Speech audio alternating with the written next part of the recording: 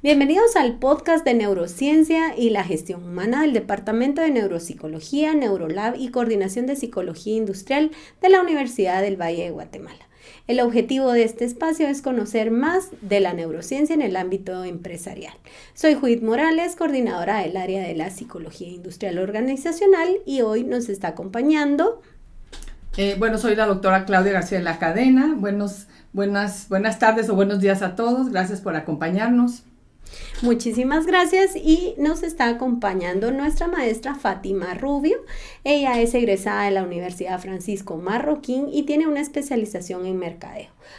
Además cuenta con una maestría en Relaciones Internacionales y Comunicación por la Universidad Complutense de Madrid, con más de 15 años de experiencia en el ámbito de la comunicación interna, externa y de las organizaciones, ciudadanía corporativa, gestión de crisis y reputación. Muchísimas gracias, maestra Fátima, por acompañarnos en este nuevo episodio. Vamos a dar inicio. Nuestra primera pregunta es: ¿cómo funciona el cerebro en el proceso de comunicación?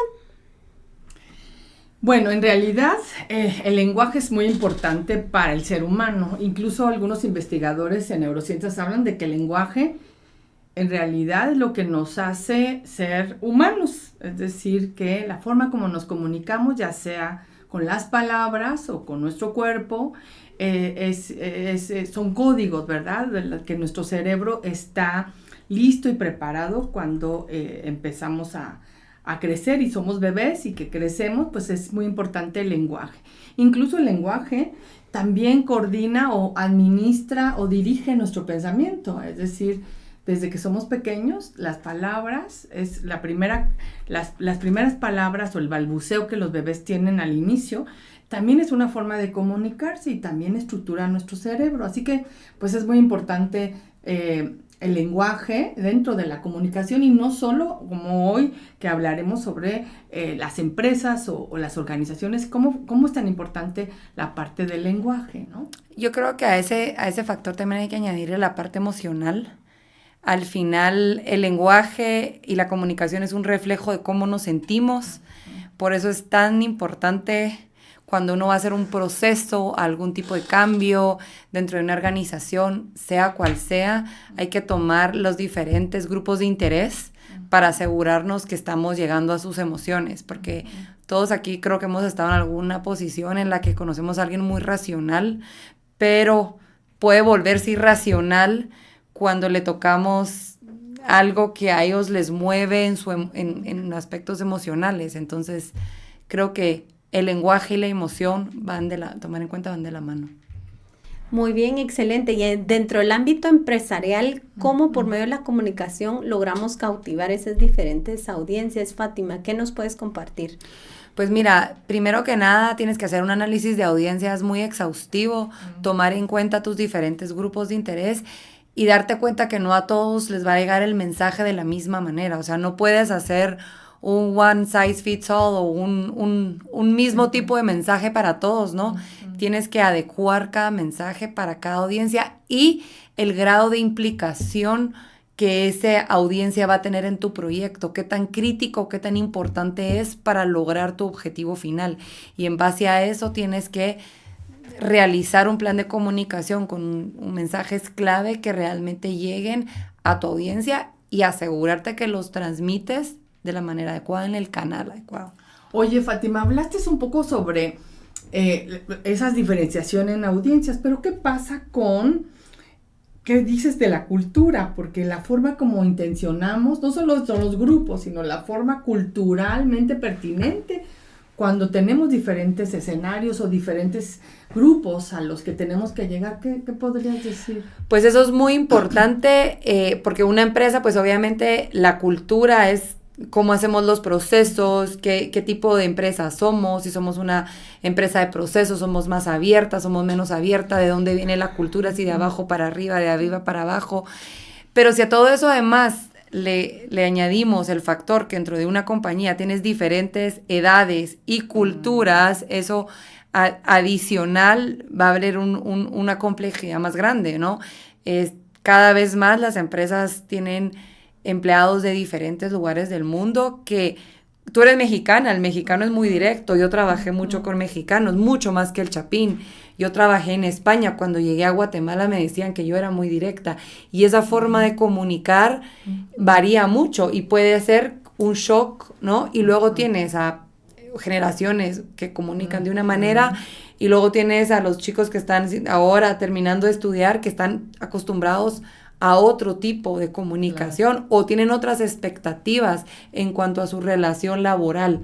Entonces sí es muy importante tomar todo eso en cuenta porque es clave para llegar a transmitir. Hay un neuropsicólogo que es el doctor Ardila, que ya falleció, pero él era colombiano, y él siempre decía que con las nuevas épocas, ¿verdad?, el cerebro tenía que transformarse y que muchas áreas de nuestro cerebro debían de evolucionar para poder responder a lo nuevo. Es decir, la forma, como dices tú, que hay grupos, hay sectores de grupos que, gente de mi edad o hacia arriba, que nos comunicamos de una forma, y los jóvenes, ¿no?, que es rápido, preciso. Incluso te diría yo que ya hasta correo electrónico para los jóvenes ya no existe, o sea, no llegas a ellos. Y sí, pues hay una formalidad dentro de una compañía por la cual tienes que tener un correo electrónico, ¿no? Pero si tú quieres llegar a ellos, si quieres reclutarlos, es diferente. Incluso el proceso que vas a tener que llevar para reclutarlos probablemente no va a ser el mismo, donde te vas a vender como empresa que como lo hacías antes, ¿no? Es como cuando antes llegaba uno con su, bueno, yo no lo viví, pero antes llegaba la gente con su currículum a la empresa y ahora pues es a través de LinkedIn. O sea, las empresas, como tú dices, el cerebro evoluciona, las empresas evolucionan, y si queremos conectar con nuestros grupos de interés y permear esa cultura que la compañía tenga, hay que tomar en cuenta, como les digo, todas estas variables, lo cual lo hace muy complejo porque, ojo, estamos expuestos a muchos canales de comunicación. Muchos canales. Entonces estamos constantemente bombardeados por todos lados y realmente es difícil saber a qué le presto atención, ¿no? ¿Qué me llama la atención? Claro. Y acabas de hablar de un tema que siempre la gente en neurociencias me pregunta si en realidad nosotros somos multitask y no. El cerebro no está preparado para tantos estímulos. Por eso cuando la gente tiene una lesión cerebral, que tiene un golpe, un trauma, estar en un lugar donde hablan mucho o dicen muchas cosas al mismo tiempo los confunde y hasta los pone de mal humor. Así que nuestro cerebro no es multitask, podemos hacer dos cosas a la vez, pero sí tiene un efecto increíble pensar que ahora estamos expuestos a mucho y a veces nos equivocamos, comunicamos cosas que no deberíamos porque respondemos rápido, o ¿no? nos volvemos virales, tomar en cuenta, hay muchos temas que ahora no vemos. Antes la importancia de la comunicación en una empresa ahora es vital, porque un error en comunicar o en no comunicar es un parteaguas, y lo hemos visto en casos de empresas muy reconocidas en crisis, como la mala gestión, no tanto la crisis per se, sino que como la mala gestión de esa crisis a nivel de comunicación fue lo que hizo que la empresa realmente o despidiera al CEO o bajaran sus acciones en la compañía. O sea, he dado muchos cursos de esto y hay miles de millones de ejemplos de cómo realmente eso es lo que ha dañado la reputación, más que incluso la crisis per se. Entonces, sí es muy importante tomar mucho en cuenta o echarle mucho el ojo a eso, porque puede ser, como digo, un parteaguas en el éxito, ¿no?, de una compañía. Y antes tú estabas en el carro y veías una valla, o estabas en la tele y veías los anuncios, y ahora WhatsApp te llega por redes sociales, y al final tú ya no le haces caso a eso, tú le haces caso a lo que te dice el otro, el review del restaurante, ¿verdad?